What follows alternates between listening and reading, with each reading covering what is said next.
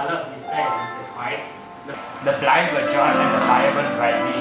Father and son were at chess.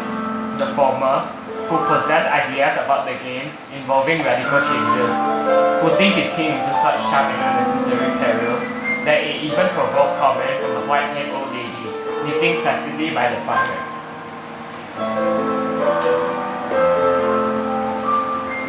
Hark at the wind, said Mr. White, who, having seen a fatal mistake after it was too late, was amiably desirous of preventing his son from sleeping. I'm listening. Check.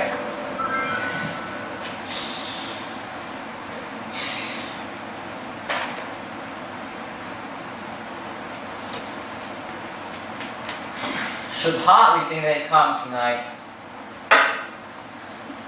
Mate. Well, that's the worst of living so far out. For the beastly, slushy, out of the way places to live, this is the worst. Paths are bog and the roads are torrent. I really don't know what people are thinking of. I suppose just because they let two houses in, they think it doesn't matter. Never mind, dear. Perhaps you'll win the next one. Mr. White looked up sharply, just in time to intercept a knowing glance between mother and son. The words died away on his lips and he hid a guilty grin in his thin grey beard. There it is. Excuse me. Coming!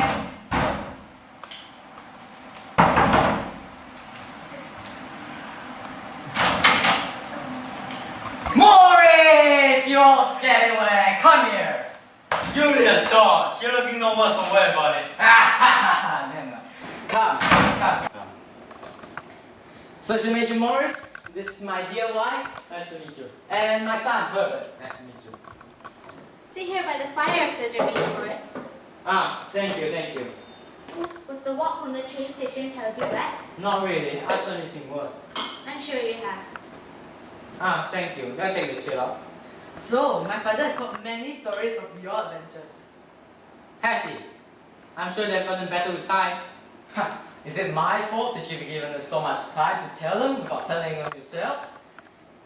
21 years Morris has been off in the military, witnessing plagues and wars and strange people. When he left, he was just a slip of a youth in the warehouse. Now look at him. He doesn't look to have taken much harm. I'd like to go to India, just to look around a bit, you know. Better where you are. Should like to see those fakirs and jugglers and old temples. What's that you told me about a monkey's paw or something, Morris? Nothing. These days, nothing but fury. Monkey's paw? Well, it's just something you might call magic, perhaps. To look at, it's just an ordinary paw. Judge mommy. And what's so special about Can it? you get my phone? Well, yeah, spell paw by an old fakir, a very holy man, wanted to prove that fate rules people alive. And those who interfere with it, did so to their sorrow. He then put a spell on it so that 3 separate men could have 3 wishes from it each. Well, why don't you have 3, sir? I have. And did you have those 3 wishes granted? Yes, I did. And has anybody else wished? Well, the first man had his 3 wishes. I'm not sure what the first 2 were, but the third was to death. That's how I got this form. If you've had your 3 wishes granted, then why do you still keep it for? Fancy, I suppose. I did have the idea of selling it, but I don't think I will. It has cost me enough mischief already. Besides, people don't want to buy it. Some of them think it's a fairy tale. And some, who ever thought anything of it, wanted me to prove it first and pay me afterwards. If you have another 3 wishes, would you have them? I don't know. I really don't know.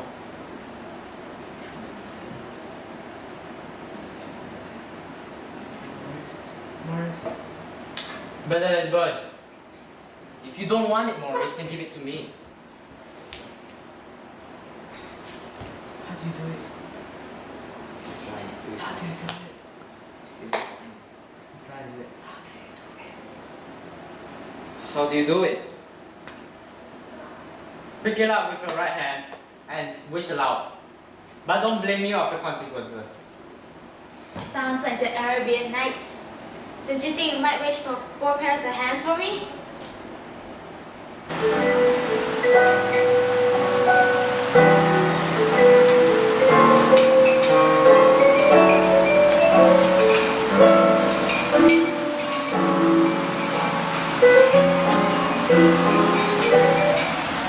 And when I looked in the knapsack, guess what I forgotten?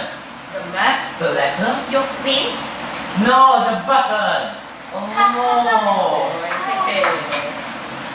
Morris, look at the clock! You're late! Thank you, thank you. Thank you. Thank you. Nice to meet you.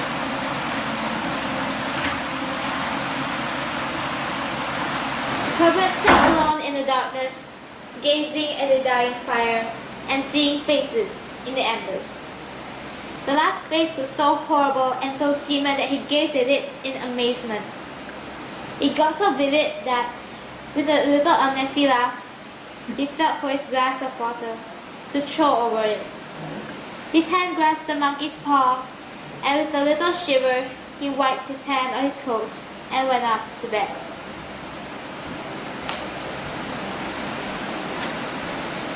The paw, monkey's paw! What is it? What happened? I want it. Have you not destroyed it? It's in the parlor on the mantel. Why? I only just thought of it. Why didn't I think of it before? Why didn't you think of it? Think of what? The other 2 wishes. You only had 1. Was that not enough? No!